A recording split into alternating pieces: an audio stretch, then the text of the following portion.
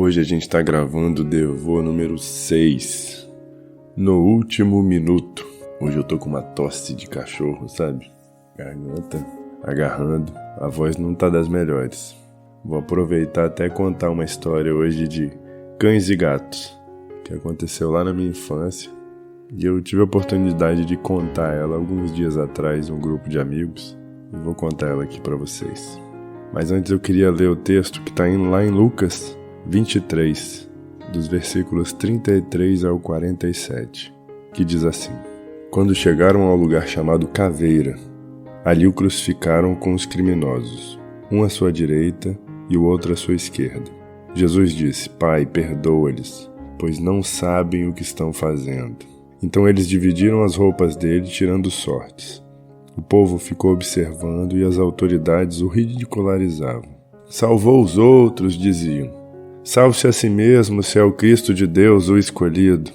Os soldados, aproximando-se, também zombavam dele, oferecendo-lhe vinagre. Diziam: Se é o rei dos judeus, salve-se a si mesmo. Havia uma inscrição acima dele que dizia: Este é o rei dos judeus. Um dos criminosos que ali estavam dependurados lançava-lhe insultos. Você não é o Cristo? Salve-se a si mesmo e a nós.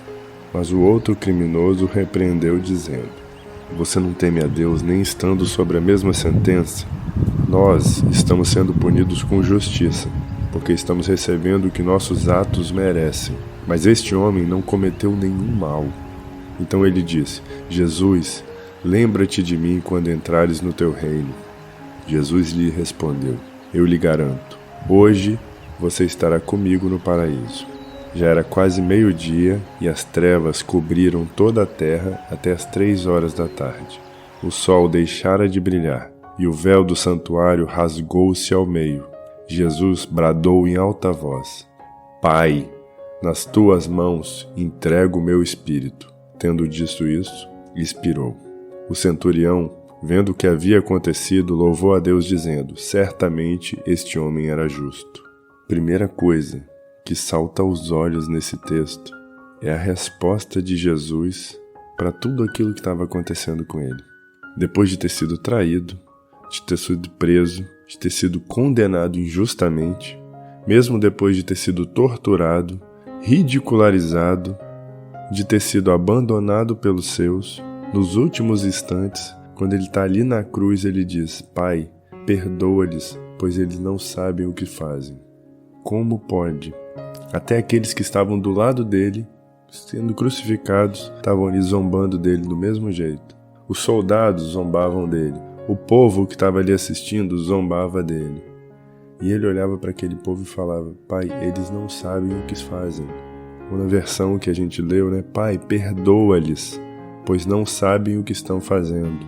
Como pode isso, né? A gente, no lugar dele, a vontade seria outra, completamente diferente.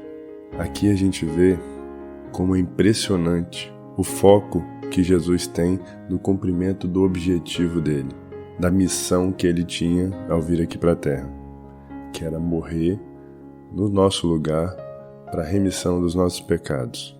Você vê nas Escrituras, em um determinado momento, Pedro fala para Jesus que ele não ia ser crucificado.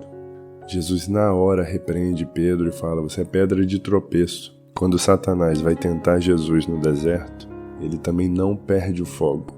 E até um determinado momento onde ele estava pregando e as pessoas que estavam ali falaram: Sua família chegou, sua mãe e seus irmãos estão ali fora querendo falar com você. E ele fala o seguinte: a minha família são aqueles que ouvem a minha voz. Quando ele fez isso, não era no sentido de desrespeitar a família, de maneira nenhuma, mas era um extremo foco naquilo que ele precisava fazer. De modo que até ali, pendurado numa cruz, nos últimos instantes, mesmo aqueles ridicularizando ele por fazer o que ele estava fazendo, ele não perdeu o foco. Por isso essa história que eu vou te contar. Foi uma história que aconteceu na casa da minha avó. Na minha infância, a minha avó morava numa casa e o muro lateral de divisa com o vizinho era bem baixo, aproximadamente 1,5 metro de altura. E a gente gostava de jogar bola no quintal da avó, entre os primos. Mas acontece que no quintal do vizinho havia um cachorro grande, preto, que chamava sempre a atenção da gente, que ficava lá parado o dia todo. E sua maior diversão era furar as bolas que acidentalmente caíam no quintal. A gente chutava, a bola caía lá, o cachorro esperava a gente ir no muro, olhar, aí quando ele via que a gente estava olhando, ele ia lentamente, pegava a bola, dava uma mordida, furava e deixava a bola lá. Quantas bolas a gente perdeu ali. Mas no mesmo terreno da casa da minha avó, aos fundos, tinha uma outra casa onde morava uma das minhas tias. E ela tinha um gato. O gato era muito querido, muito bem cuidado. E como todo gato, ele gostava de ficar passeando, se equilibrando sobre aquele murinho.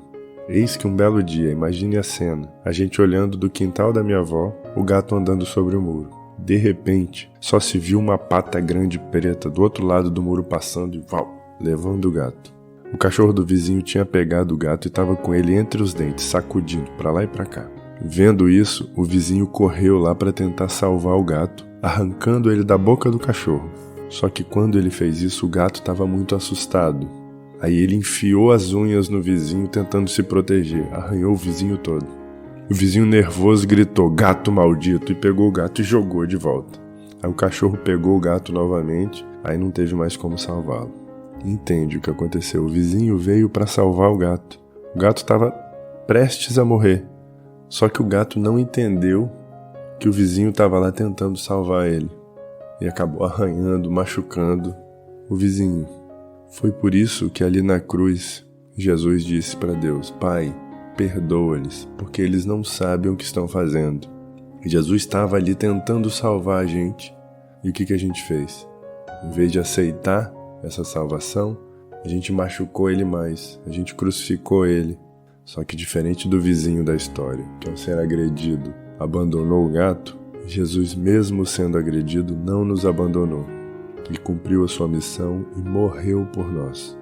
Disso a gente percebe também que a salvação ela é isenta de qualquer meritocracia. A gente não se salva, a gente é salvo.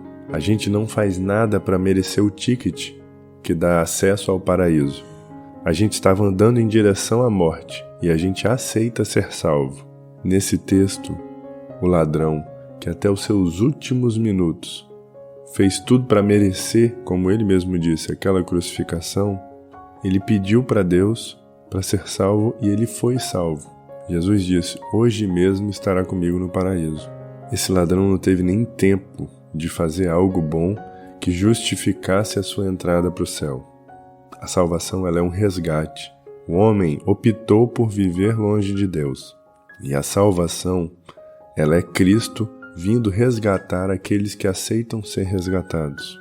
E por último, um quadro muito visual apresentado por essa cena. Cristo sendo crucificado no meio dos dois ladrões. De um lado, aquele que se arrepende e recebe o reino, e do outro, aquele que não se arrepende e continua buscando os próprios interesses imediatos. Ele fala, você não é o Cristo? Salva-se a si mesmo e salve também a nós. Percebe que ele até o último minuto estava procurando salvar a pele dele e acabou perdendo o mais importante. Então, obrigado, Deus, por tão grande salvação. Obrigado por não desistir de nós. Obrigado, Deus, por ter enviado o teu Filho para morrer naquela cruz, no nosso lugar, para nos resgatar. Obrigado, porque através desse sacrifício nós fomos reconciliados com Deus e temos livre acesso ao Senhor. Venha a nós o teu reino, que a tua vontade seja feita, Senhor, e o teu nome seja glorificado. O reino está aí, vem para o reino. Deus abençoe o seu dia.